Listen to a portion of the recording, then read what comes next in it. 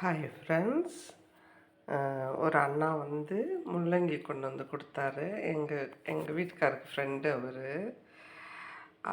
அதில் தான் இன்றைக்கி முள்ளங்கி சட்னி பண்ண போகிறேன்.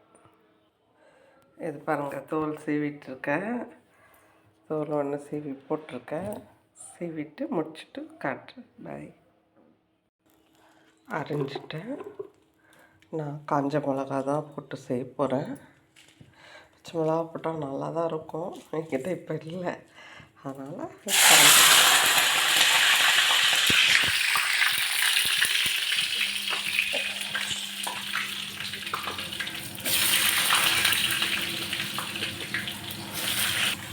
எல்லாத்தையும் போட்டுட்டேன். அவ்வளோதான்.